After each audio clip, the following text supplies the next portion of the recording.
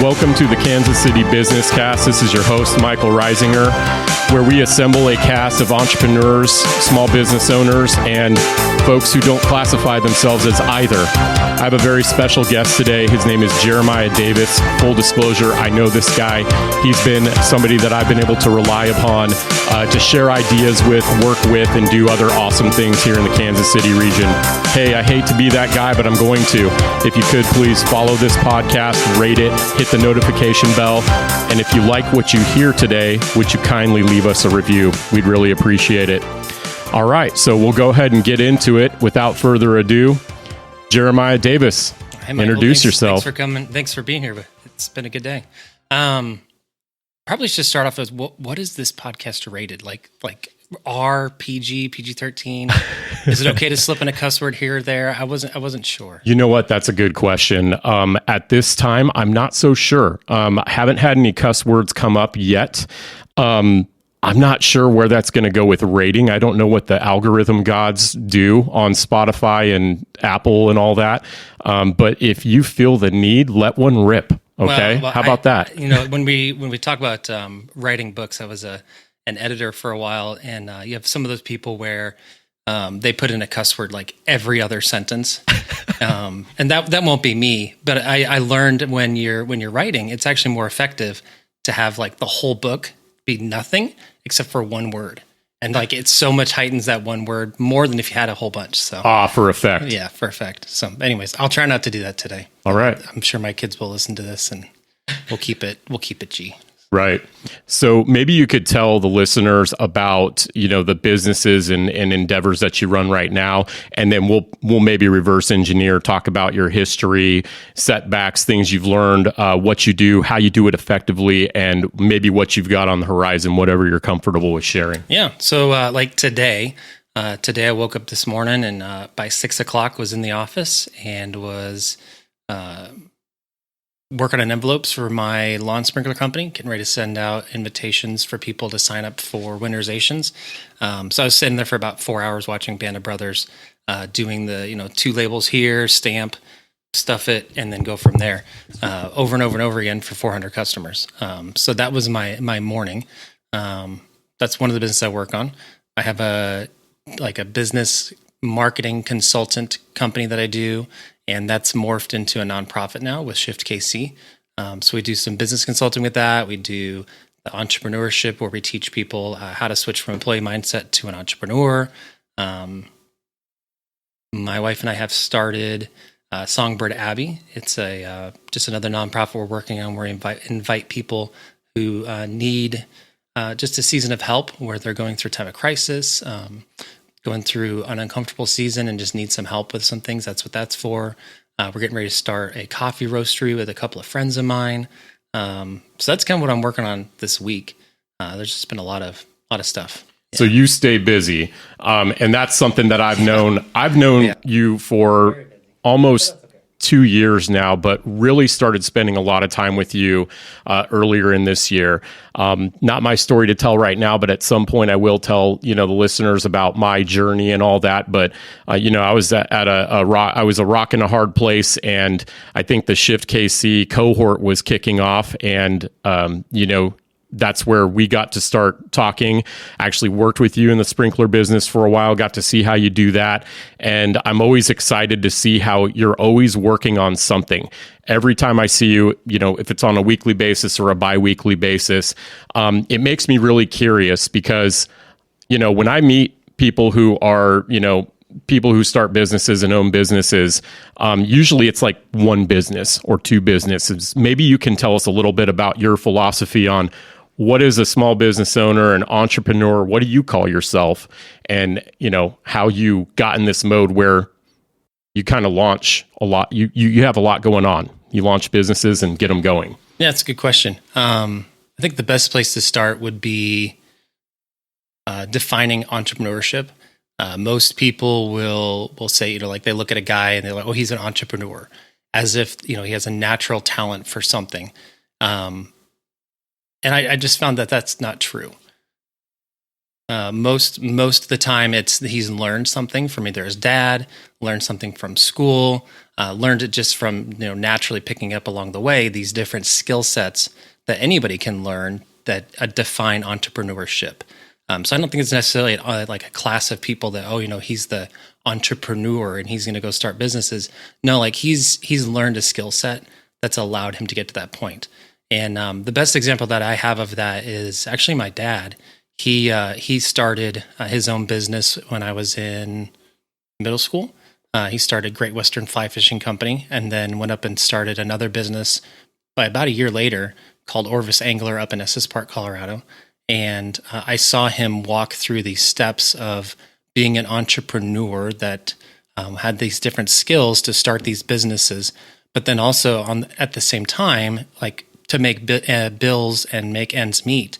He was working a job, trying to figure out like where can I get the best bang for my buck hourly at a part-time job so I can do what I want to do. So he was delivering pizzas from 5 o'clock in the evening to like 10 o'clock every day. So working, 6 o'clock in the morning, drop me off at school, and then doing his day job, but then having an evening job as well, just to make ends meet. And he did that for probably 2 or 3 years until the business took off. So you see a lot of the guys that you talk about being entrepreneurial, they're just going out and trying their best to make things work. And so sometimes that means you're working a day job and you're doing like a lot of the writers that I know when I was working at Starbucks, saw all sorts of different writers come through. And a lot of times it's the guys that they only have 4 hours on Saturday morning that they're writing their book. And they end up writing a book over the course of a year because they've put in every Saturday 4 hours a day. Sometimes we had a lady that she wrote a book. She would come in and just do an hour before her day job from 6 to 7 every day and write a book. And so you look at these people and like, they did it overnight or they're an overnight success. And that's just not right. Like they put in a ton of time that no one sees. I think it's Joshua Medcalf that talks about how we win in the dark. Like there's so many hours in the dark working that no one ever sees. And then all of a sudden you're in the limelight and everybody's like, he's an overnight success. No, he was actually just working and no one saw it. So that was one of the things I learned early on, just modeling from my dad was there's a lot of work that's done that no one ever notices or ever sees that accumulates into something that's really big. Tell me about what you do in the dark, right? We talk about that seeds grow in the dark. And then what was that you said that Mr. Metcalf said? Win in the dark. We win in the dark. I think it's actually one of his books too. Man, that is deep. So what are some of the things that you've learned to do over time, or what did you watch your dad do? Maybe you can tell us about that. Yeah. One of the biggest things that I've seen work really well for a lot of people is just sticking with the schedule. Like most people, we tend to gravitate back and forth. We don't really want to stick to our budget. We don't want to stick to our schedules. We don't want to stick to these things because they get hard. And having the tenacity, the gumption, if you will, to just stick it out when you don't want to do it is a really good skill to have. And it's something you can learn. Like most people are not going to sit down and do the same thing every single morning, getting ready for work unless they have to. And so you just kind of get a set schedule of this is what my Monday looks like. This is what my day looks like. This is what it looks like to interact with my kids. This is what it looks like to go on a date with my wife. This is what the week looks like. And then that turns into a month and that turns into a year. And pretty soon you have all these hours that have built up into time spent with these various things in your life. And it's getting to the point where it's important. And being able, I made a commitment, it was a while ago, just realizing that playing video games was a big time suck. And like it was hitting the dopamine and, all the things we want in life and want to achieve it just wasn't doing that for me. All it was just, going in and spending time not getting our goals accomplished. So sold the Xbox, getting ready to sell our PS4. So I'm still in some of the processing with some of this as well. But just being able to look at what is the things that you're doing daily and are they actually moving towards your goals? And if they aren't, then you'd kind of put them in the bucket. Just so many things in what you said, time with the wife, time with the kids, time to do work. You talked about the video games invading. I think that's something a lot of people, especially dudes out there, can really identify with. how do you do what you do? Who did you learn from? Did you try any methodologies or any models of daily discipline, or what does your daily schedule look like? Some people will set it up day by day. Some people go week by week. Some people go out to month. But I know you, and I know you are very intentional and deliberate about how you set up what you do. And you kind of mentioned it in, you have to remember what's important. So maybe you could tell us a little bit about that. That's been more of a challenge, actually, to be able to figure out what's important, because everybody's what's important is different. And so, like, even just going down to how do you discipline your kids? Do you let them sleep in the bed with you when they're young? Do you let them sleep in their own room? All the parenting challenges that you go through, like, most people will give you a book. They have an opinion on it. No, you shouldn't do co-sleep, or yes, you should, and blah, blah, blah. Like, it just comes down to what is it going to look like for you and your family, and then being able to commit to that long term, because there's a lot of naysayers and people out there. I can remember walking into a bank, and I knew the bank owner really well, and she was there that day, and we were talking, and I was talking about, I need to open up another account because we just started another business. And as a sidebar, when I open an account, I open up 5 accounts for each business, and I have a different cash flow system that I use for that. So I'm opening up these 5 checking accounts, and I've already got like 20 at the bank. And she's like, "What are you doing?" And I was like, "No one can run that many businesses at one time." And it was that, who says that? Why can't we do that? If they say that, great, but who says that? Let me know, because nobody actually says that. It's just the thing people are out there assuming, like, no one can do that. No one can run 3 businesses at the same time. You can. It's just really hard. And that's why they say that, because they're afraid of it being hard. That's right. On challenging assumptions, you mentioned ShiftKC. Yeah, we started ShiftKC about 2 years ago with the Kansas City Underground guys. On Thursday night, we were talking about doing a business entrepreneurial incubator. Kansas City Underground is our church, right? Yes. That's our church network here in Kansas City. So we were there on a Thursday night discussing this. We'd heard a couple of different guys doing that in other cities, and we wanted to do that here in Kansas City. And Mike Miller, one of my good friends, and I kind of just took up the challenge and said, well, if no one else is going to do it, we might as well. Like, we've got some business experience. He's actually sold a business in his past. I've started so many different things. It just seemed to fit to do ShiftKC and teach people how to move from an employee mindset where you're making a salary, you have a set, this is my 8 to 5 job. I go to work every day at this time and I come home at this time. And it's that, you see it in the movies and commercials, the drudgery of going to work every day. Well, that's actually not how it is for people who own their own businesses, because most of the time you're working at home, you're doing all your admin hours in the morning, and then you're working throughout the day, and then the kids interrupt, and it's all over the place with hours sometimes. But that's what we were challenged to, is to help people start businesses. And obviously, you're a prime example of that. Congratulations. Absolutely. I appreciate that. As far as ShiftKC goes, what are some of the methods that you use to get people to make that shift in their mind? What is the curriculum? It's a cohort, right? Several weeks. But what are some of what does that sort of stream of consciousness look like when they come in versus where they should be or what they should be thinking about by the time it's done? So most people are not going to make a big shift in their day. They're not going to want to move away from what they're currently doing unless there's a pressure point, unless there's something that is wrong that they're experiencing that they need help in, or there's a bleeding that's happening and they need to go see the doctor. They're not going to go to the doctor. And so with ShiftKC, a lot of it has been finding people that they're just at that point of bleeding and they need help. And that's when we can step in this area. Let's fix some mindset shifts that have happened where you've grown up with this idea that you have to be an employee for your day job. Let's make some mindset shifts and show you, like, you can actually start a business and get out on your own and not have to work for someone else. And so a lot of that is just finding those people that are just bleeding out, so to speak, and going from there.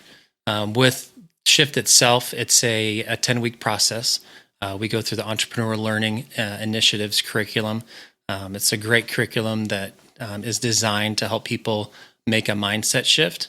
And so a lot of this stuff is just on your own, being able to do some self-pacing with educating yourself, And then the cohorts are designed to mentor and walk alongside you in that process. So you do the main reading and all the stuff at home, kind of like a college course. We're not going to do a primer course on anything for you. You get to do all this on your own, and we're going to walk with you through the process of it. So that's kind of what Shift is about. And then hopefully by the end, as you make these mindset shifts, you are, I'd hate to use the word empowered because I know what that means for you, but you're empowered to now go off and start your own business. That's the idea. Yeah, that's something that it's funny you mentioned the empowerment thing. So maybe I'll just tell people about that real quick. And this did come up in my own Shift journey.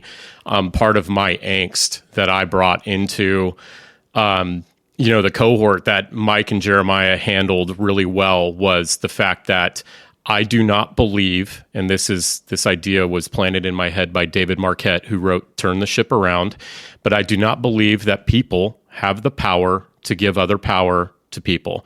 The power actually comes from, if you ask me, our creator. We all have our natural abilities and experiences that we have been gifted. And so I think if we could just change that word to maybe businesses equip their people. I kind of asked a group about this recently. I was presenting my business services in front of people, and I said, how many of you people, hiring managers, hire people so that you can give them power? And they started shaking their heads. And it's like, no, you hire people because they come with power, right?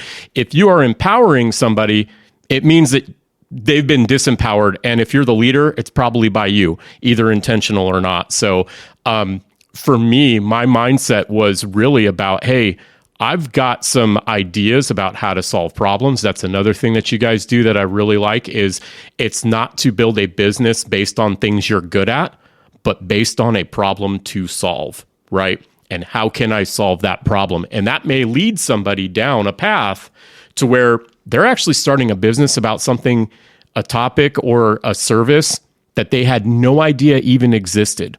And that's happening right now, right? We're seeing it in Kansas City. There's thousands of layoffs. There's hundreds of thousands of layoffs in tech. Trades are coming back. People are starting to put a spotlight on the, quote, dirty jobs that Mike Rowe's been trying to tell us about for decades. The garbage man and what the garbage man makes and what the plumbers make and what the folks that are in irrigation like yourself make. Just the whole thing's getting turned on its head. So you're right. Yeah, you guys don't empower people. You find a way for them to discover, the power in themselves, right? I really liked what you were saying there about how we don't give the power. It's God who gives us the power because He's our creator. That's a good segue into it was about 10, 15 years ago where I was working a day job actually, working at all sorts of different part-time jobs, just trying to make ends meet for family. Didn't have any of the mindset I do now back then, and the Lord really spoke clearly about Deuteronomy 8:18. And He just said, you shall remember the Lord your God, for it is He who gives you the power to get wealth, that He may confirm His covenant that He swore to your fathers as it is this day. So it's the idea that He gives you the power to make money. And at that point, I was like, if that's true, and I have the power to make money, then I don't need to work at these places. I can choose where I want to work. And there are some pretty big shifts that happened. One of them was I moved from washing cars at Enterprise to... Can you face the microphone? Your volume is really good when you face the microphone. Washing cars. You don't have Enterprise. to lean in, but yeah, just stand just with your mouth like at the microphone. I'm sorry. We talked about these microphones beforehand. Not like this. Can I talk like no? Anyways, I went from washing cars at Enterprise to what I want to do, and realized at that point that the most marketable company that I knew of was Starbucks. And so I took a job at Starbucks just so I wanted to learn marketing. I didn't get a degree in marketing. I didn't do any business consulting background. I just jumped in and worked at the one company I knew that had branded themselves really well, were really well run, and made it looked like they were making a lot of money. And so that's why I took that job. I was working, 40 hours. I would get up at 3:30 in the morning, be at the shop by 5:30, open the store, and was just doing Starbucks for about 2 years just to learn marketing. And most people looked at me like I was crazy because, you see someone at Starbucks, it's a high school student, it's a college student. It's not someone in their late 30s that is working at Starbucks by choice. And that was me. And so like, that's where I just started learning, like the choices you can make on your own. You don't have to have someone else make those choices for you. You can choose what to do and decide what to do with your, quote unquote destiny. And so that was my first shift with Starbucks. Because of Starbucks was talking with a girl that was working there. It was a young lady that was writing a book. And I happened to make a comment about, hey, if you switch this one thing, your whole character arc will make sense. And she just looked at me like I was crazy and said, she shared what she was writing with you. Yeah. She had it on a big table, like spread out. A lot of writers will do that. They'll have all their stuff out in front of them, their maps and their character arcs and their storylines. And we'd been talking for months at that point. And I just leaned over and made a comment. She said, "Can I hire you as a developmental editor?" And I was like, I'd have to go home and look at what that means, but sure, I can figure that out. So that was actually my first business, was starting an book editing company, and did that for a season with her and other people, and led to actually working for Rob Wagner with marketing his book. That was one of the things that led into that. I've edited some books for all sorts of cool people. Done all sorts of cool stuff. Met Tosca Lee, met Ted Decker. Who's Tosca Lee and Ted Decker? They're sorry. That's okay. Well, I'm apologizing to our listeners. So Ted Decker is a internationally known fiction writer.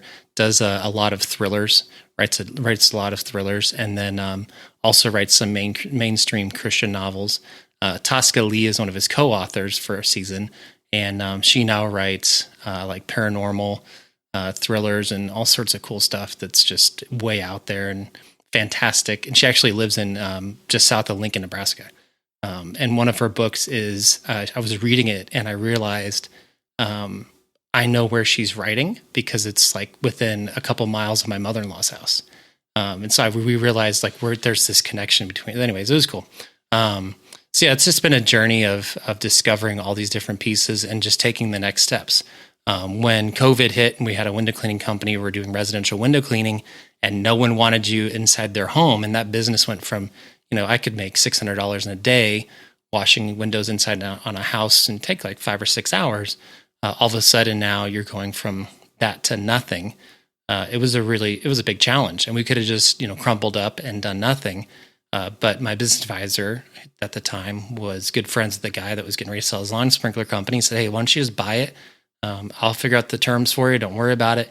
But I think it's a good opportunity for you." And within like 2 weeks of COVID hitting, we had started a lawn sprinkler company and just hit the ground running. Had no experience in that at all, but I figured it out and watched a lot of YouTube videos, read a lot of books, and you just kind of figured it out.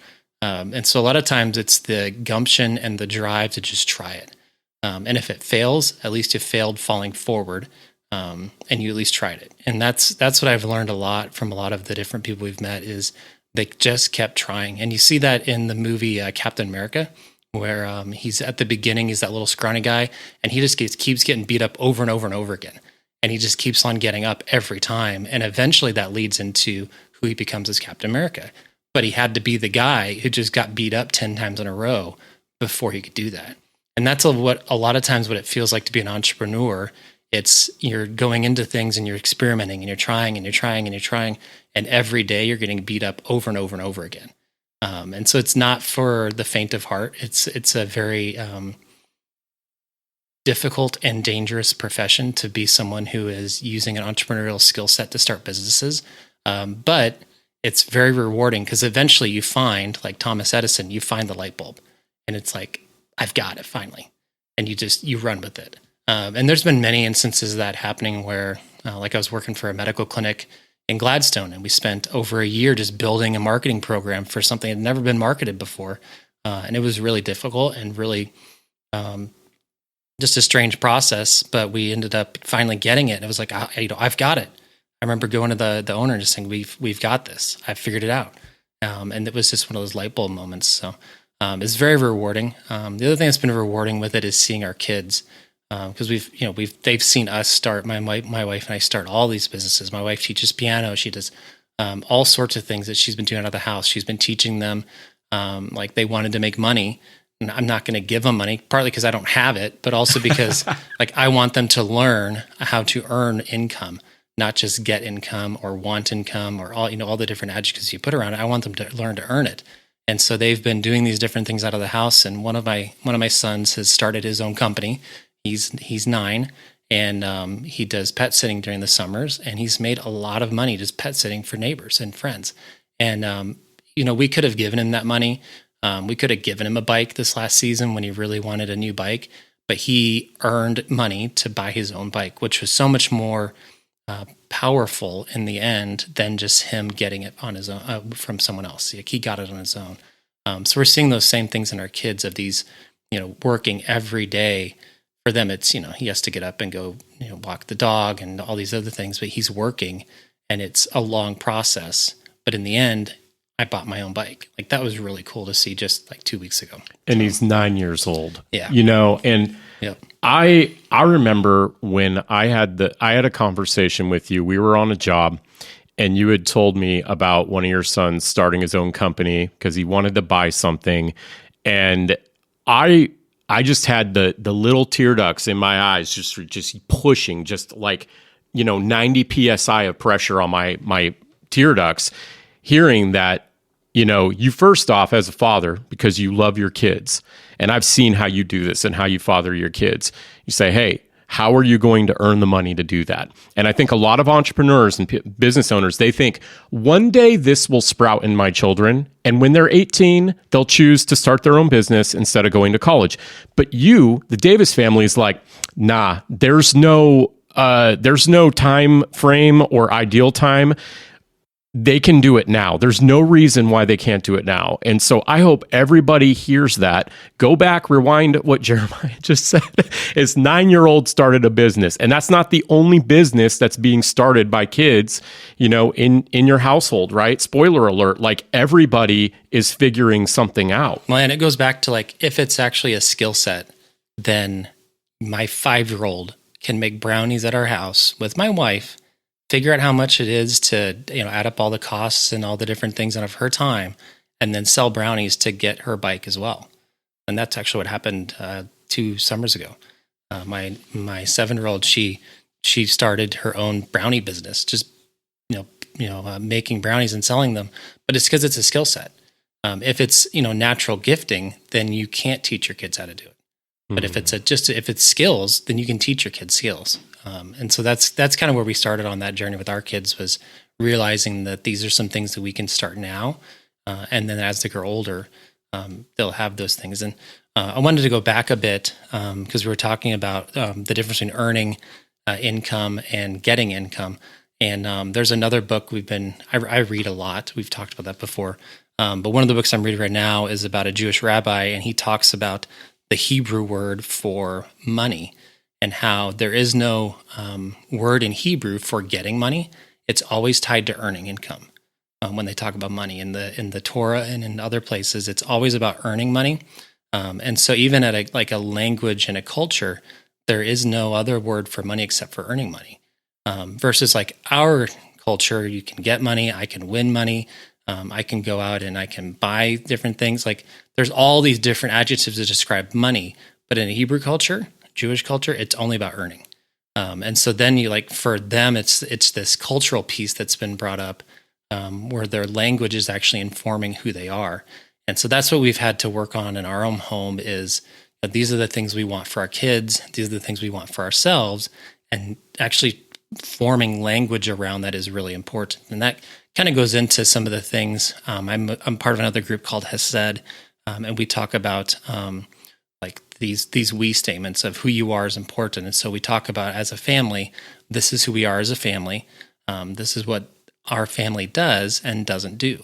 And by saying that, you're actually informing culture in your family. And so that was one of the things we learned early on with business was this is how our family does money. This is how we earn income. If you want to go off and, buy something, you have to earn the money for it. You can't just get it. You can't win it. You can't just take it off of someone because that's stealing. We want to actually earn the income and earn the money. And so that was one of the things we started working on was just informing culture within our own family. I love that. I love how it's gone beyond the lemonade stand with your family. Everybody which we have done. Right, exactly. And that's like preschool level, right? I mean, that's literally, I think that's like one of that and like selling Girl Scout cookies out in front of a Walmart are the two most popular images for, kids learning how to make money. But you guys have turned that on its head. It doesn't end there. It can start there. It's a great way. Which if you are driving along someday, I always just keep a little extra change just to be able to stop by those stands because it's important to be able to support local businesses, no matter how old or small they are. Absolutely. And the look in their faces when you do that is just incredible. But I did stop at one, I think it was last year. They were doing, these little dinky Dixie cups, and he wanted $2 for that. And I said, "You gotta be kidding me!" And he just kind of looked at me. He'd never had anybody. A little boy was selling. Him. Yeah, little boy. These two little boys over there on the corner lemonade stand. It's like, how about I give you $1? And he had to go get permission from mom, but he took the $1. But I was like, "You got $2 for a little Dixie cup of lemonade?" Anyway, that's market research and other things you should have done to be able to figure out how much he could actually sell. But it's a little kid; you just kind of put up with it. Yeah, I've done that too before. Like I'll look at their dad or their mom, and I'll wink, and I'll kind of engage in a conversation. So how did you make this? Where do these come from? And it was right down the street, so I ended up going there multiple times. So it was not a big deal. Cool. So I love that. I did support him both. Now, I wasn't just that old man that gets upset. Yeah, I can't believe it's the blah blah blah inflation. I went by multiple times, so it's fine. Absolutely.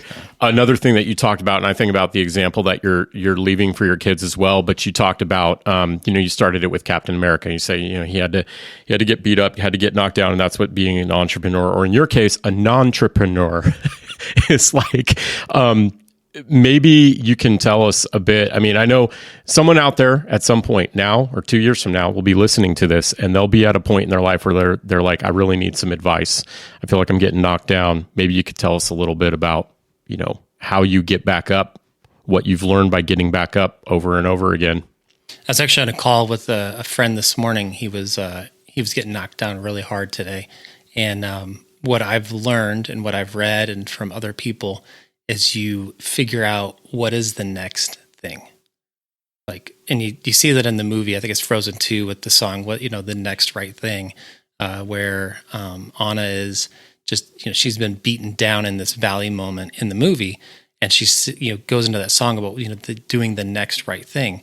And so it's, when you're in those moments in the valley and you're just despondent and despairing and in debt and distressed and depressed, it's figuring out what is the next thing I can do.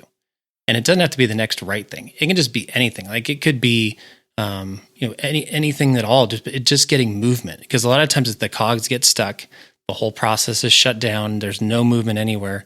And so if you just get movement going, then that movement leads to other movement, which leads to even more. And then eventually it becomes big movements, but it's just doing the next thing. And then the next thing, and then the next thing.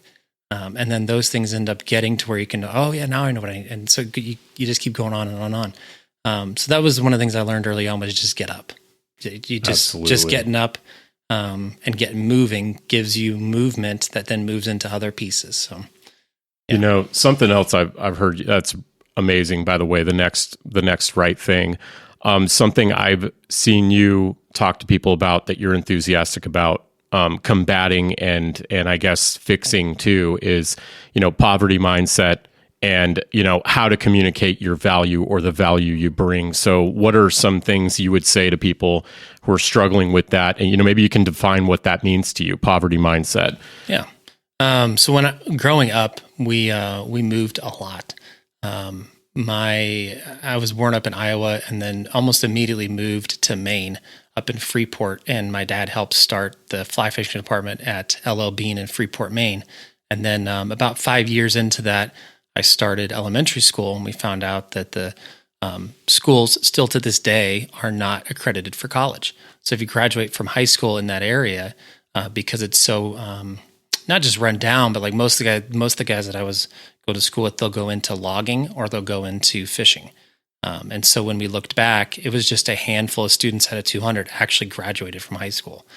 So when we found that out in the school system and started looking at options, Dad left that job and moved to Springfield to start the fly fishing department at Bass Pro in Springfield, back before they were big. Like this was like 89 or 90 in that range, right before they got real big. And then from there started a fly rod company in Vermont and then various other things. And then we went through their season where we were actually homeless, living out of, I remember there were stories, little glimpses as a kid, you just kind of rationalize things in a way that they're different from adults. But I remember thinking about, we called it our cramp ground, where we were just cramped in our Jeep, all crammed together, sleeping in the Jeep overnight. Looking back on it, probably was not a good situation, living in a Jeep, but that's where we were. And then went and lived with my grandparents for a while in other places, and then moved on to other jobs and other opportunities. And he ended up starting his own business and blah, blah, blah. But for me, it's when you learn that you can't have control of your life and you're not the one that makes the choices. It's someone else that's made these choices and you're just stuck. And you've given the power, as we talked about earlier, to other people. That's poverty mindset. It's the idea that, to go back to Exodus, you're the slave and someone else is the tax master, that they have the control and power over you. That's a poverty mindset. And so it's being able to go through and figure out, like, what am I actually worth?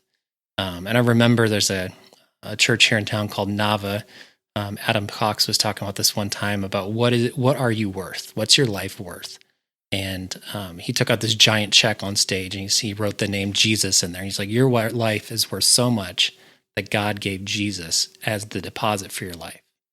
And that's how he cashed in on your life, was Jesus. And at that moment, like, I realized there's a lot of things that I have been thinking and had been just thought as a kid and growing up, you rationalize things differently, that needed to change because I didn't actually know what I was worth. And because I didn't know what I was worth, I was working for minimum wage. I would work for other people and just not make good choices. And so there was this journey of realizing, what am I actually worth? And what am I going to do about that? And that's what led to today.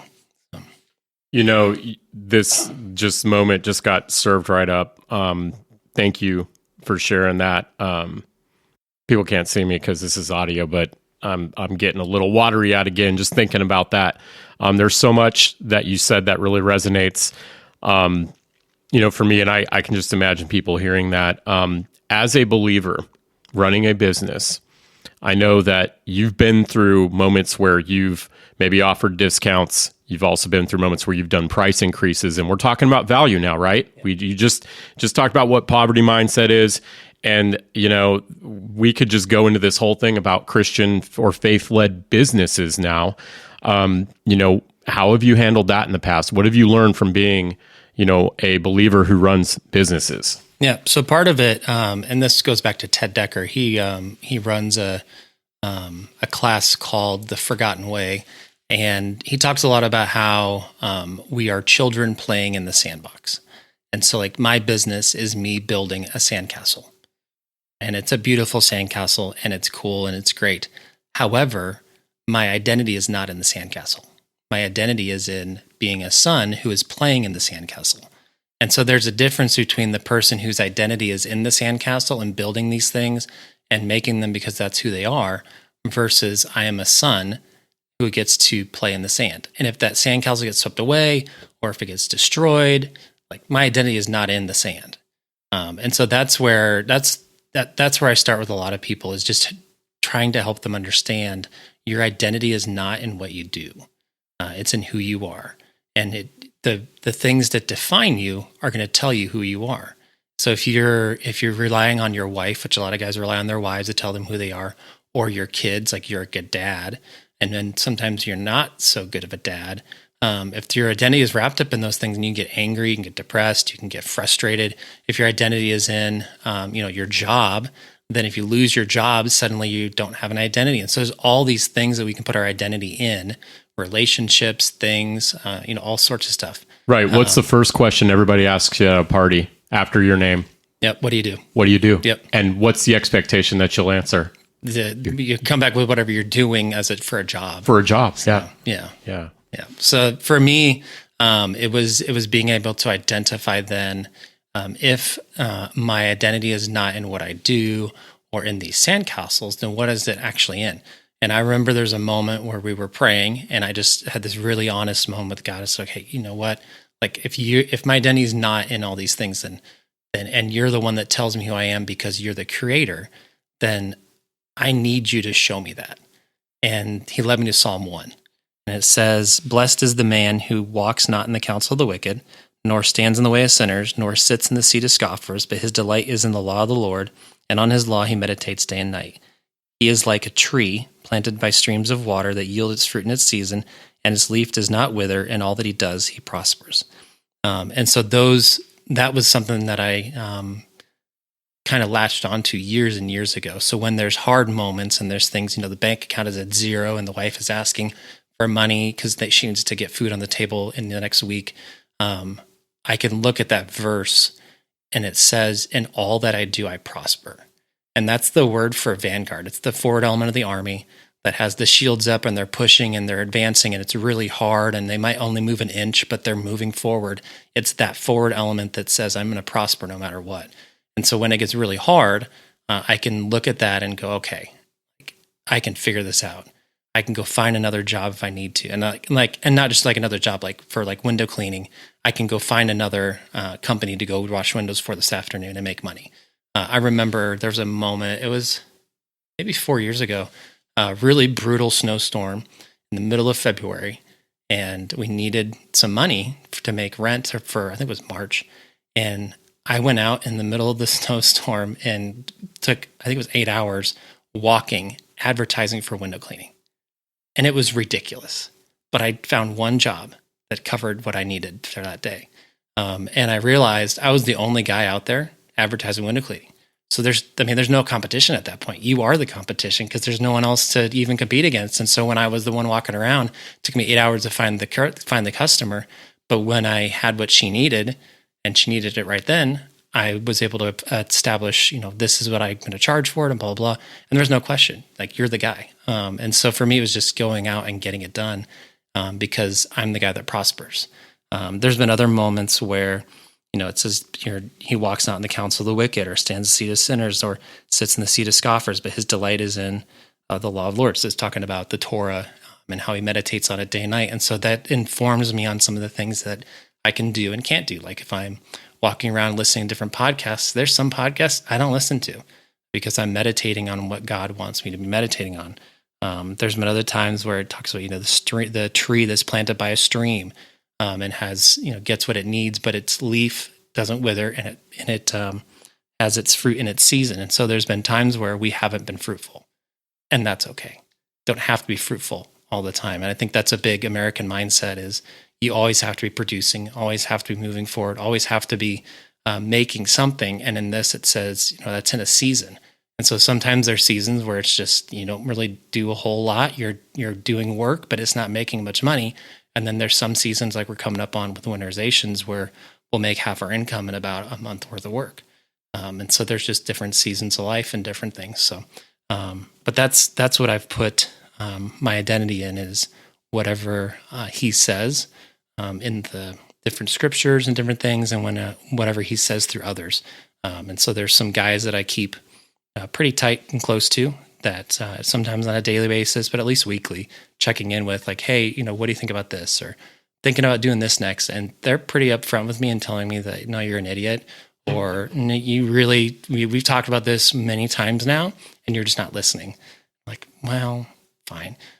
So that's also helpful to have what we call the church around you, to be able to help inform you of who you are and what you do, because we are a body of different people working together, not just one person. Right. So you mentioned some things too, and when I was asking you about the pricing and the difference, I didn't say charity, but sometimes I think people assume like if I'm a believer, like I've got to have charity, and I think there's an accepted sort of myth that faith-based services or faith-based organizations, nonprofits, etc., should be associated also with ipso facto, like affordability and, they're going to be cheap. And because there's this element of like, they're doing it from the goodness of their heart. But, with everything, I've had people tell me that because you're a Christ follower and blah, blah, blah, you should be going into debt to help other people. I'm like, no, I'm not doing that. I'm gonna build up a business so that I can help other people out of the overflow of that business. And this goes into a good point. Like the major shift that happened for me, and what led to a lot of this starting. I was at a Chamber of Commerce meeting in Harrisonville, down south of Kansas City, and I was invited in there by a friend. So we're sitting there talking, and this guy in a red suit, like red, like this microphone cover red. And he's old too. He's in his 80s. Hobbles up to the stage, and I'm trying to figure what is going on. And he does this keynote speech to the whole Chamber of Commerce. And then he gets all these rewards and recognitions, and certain things happen.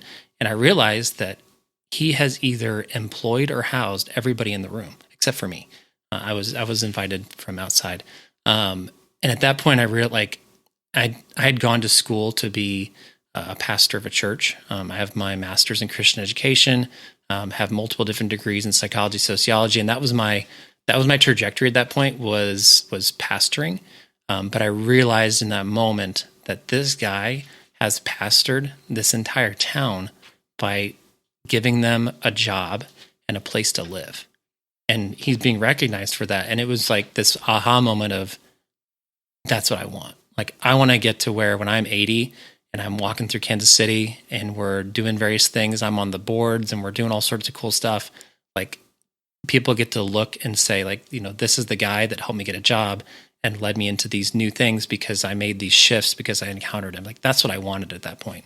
And so that's what's led to ShiftKC. That's what's led to Songbird. That's what led to make some changes with the business that I was currently owning, to where I was making money for myself. Now I'm making money so I can help other people, employing other people. At one point I was a small business owner. You're trying to use every single dollar to make ends meet. And I realized if I can employ 5 people, I can actually make ends meet a lot easier. So I started to hire people, and just all these different shifts happened because I met this guy in the red suit. So I still don't know what his name is to this day. But I'm really thankful that I met him, because it really did change everything in that moment from, it's about me to it's actually about other people. So yeah, you mentioned Songbird, which is right in line with that, helping people. Do you want to talk about that at all? Sure. Yeah, we can do that. It looks like we have a couple more minutes. So my wife and I, it was a couple of years ago, probably 2011, I picked up a book called A Place of Refuge, and it's about this place in the UK called Windsor Hill Wood. And it's a family that opened their home to people going through a traumatic or uncertain time. And they just kept an extra place at the table, kept an extra bed open at their home. And that ended up morphing into this nonprofit they run now, where they have multiple different shepherd huts and places for people to live. And about 30 to 40 volunteers come through every year. And so we were reading this story, and it just really ignited a passion in us. Like, we want to do that. I remember writing down, this was 7 years ago, I remember writing down what would become Songbird Abbey in a journal. And I wrote at the very back of it, I said, the next step is to form a board of directors and to find our Cymbrogi. That's Cymbrogi. It's a Celtic term, and it means companions of the heart. And it took us 7 years to find that. 7 years to be able to figure out who are we going to run with, who are the people that are going to be with us long term, and those are our friends in the Kansas City Underground here.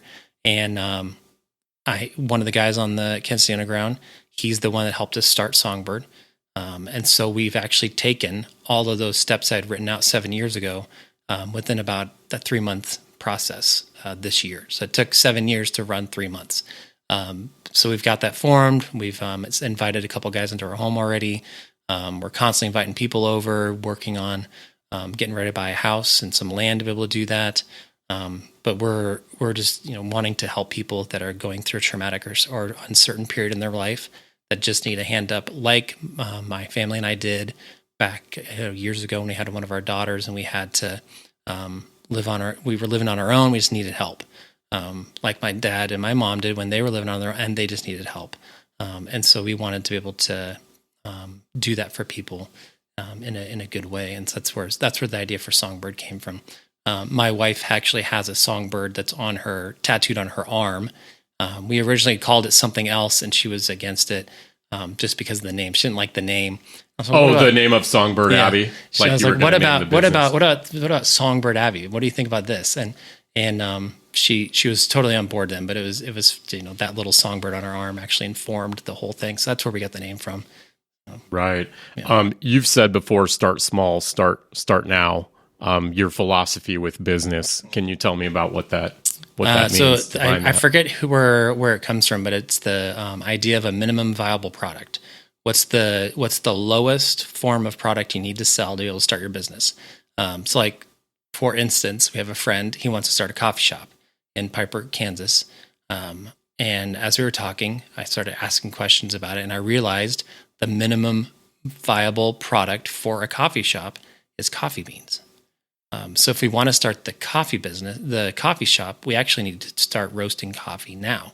And so my background at Starbucks with roasting coffee and various things I'd done as a coffee master there led to this idea of starting a coffee roaster here in Kansas City. And so I put all the ideas into it, and I wrote everything down about what do we need to do and how much to sell it for, and blah, blah, blah. And then I waited. And that's one of the things that's hard for people is sometimes things have a shelf life and they just have to sit. And it was about 2-3 years later, met a new friend, and instantly we made a connection because he has a coffee roaster at his house. He roasts coffee. I was like, sweet, I've wanted to do this for a while. Let's chat. 2 to 3 years. 2 to 3 years later. To do this. Yeah. And so we've been meeting, and we're getting ready to start a coffee roastery now.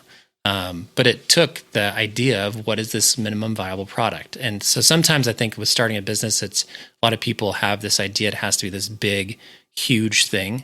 But really it's what's the minimum. And so like, if you think about like a chiropractic clinic, what's the minimum viable product at a chiropractic clinic? Services, back correction services. Yeah, an adjustment. Adjustment. There we go. Yeah. Yeah. So there's all these other things that they could add on. You could do, health services like you talked about. Sometimes they'll add on the tension tables. There's all sorts of things you can do, but the minimum viable product of a chiropractic clinic is an adjustment. What's the minimum viable product at a grocery store? Food, yeah. What do most people go for at the grocery store? What's like 2 things that most people go and get at the grocery store? Food and just house supplies. What kind of food? What's always on the list? Well, I think about what I go to get and what other people get, but bananas. Bananas are always running out. Bananas, bread, and milk. That's the minimum. Like if you have those 3 things, you've got a grocery store. Whoa! Most people are going to go get bananas, bread, and milk, and that's why they're always at the front. They put the milk at the back because of the coolers, but almost everybody goes for bread. And so next time when you go to the grocery store, look at the carts. Everybody has milk, bananas, and bread. It's always funny. I'm so gonna So it's just figuring out like what are those things you can sell now. And once you get that base, those are your base things. Most of the products you're going to sell are going to be that one thing, and then everything else you'll add on later. So for us, like for lawn sprinklers, for the longest time, our base was winterizations. Everybody needs to winterize their lawn sprinklers here in Kansas City. They need to get it blown out. We can advertise for that, and that's our base. I forget the numbers on it, but it's over 50% of what we do every year is just in this season of winterizations. So then we started adding on, if we're going to winterize, let's also add on the cost to turn it on in the spring and the backflow checks and blah, blah, blah. So we added that on to the winterization because they're going to buy that. So then you can start building out once you get your minimum viable product, but you have to have something to sell first. So right. Yeah. Same thing with business consulting. What's a minimum viable product for business consulting? For us, it's been cash flow. Having a cash flow system, every business suffers with cash. Most guys, I remember a guy, this is the secret to it. Most people, when you're running a business, I ran into a guy, he was doing lawn care. Okay. Tons of cash in his truck, just no cash flow system at all. When he needed cash, he'd go dig in the cushions. I was like, what are you doing? So I helped him with a cash flow system. And I just realized there's a lot of businesses, they don't have that. So our minimum viable product for our business consulting has been cash flow. So there's always something that's like the one thing that you're going to sell somebody. It's going to be your minimum viable product. Absolutely. Yeah. I wanted to kind of open it up to you to kind of talk about other parts of your story that maybe we haven't covered yet. And I had on my list Deuteronomy 8:18 as well. So, whatever makes sense for you. No, and we already talked about Deuteronomy 8:18 with the power to get wealth. That it's God who gives us power to do these things and to earn income. It's not in anybody else to give us the power to earn income or your employer to earn income. And that brings up a good point too. There's a lot of books now that are coming out. I can't remember which one I read it was in, but it talks about You Inc. So it's the idea of thinking that even as an employee of a company, I am selling myself and my services, my resume, my the things that I know to my employer. I'm just doing it to get a salary. So it's the idea that it's You Inc. You yourself are a business. And so like to even take it a step further, you could think of yourself as like a subcontractor then. I am subcontracting myself to my employer to make this paycheck. So yeah, that was just different. That was something I wanted to toss in there. Very interesting concept. I've never heard it. This is literally happening for the first time. I've never heard it said like that. Yeah, You Inc. You Incorporated. Wow. I think that's part of what happened with me too in the business I started was I realized what I was giving to organizations and my perspective and for a salary. Yep. Exactly. Now you're doing it as a subcontractor. That's right. Which is you actually make more money. That's right. Yeah. It's been so good talking with you today. I think part of the mission with Shift is there's a lot of redemption there. There's a theme of freedom, a very strong theme of freedom. But, it's in the name. It's just Shift.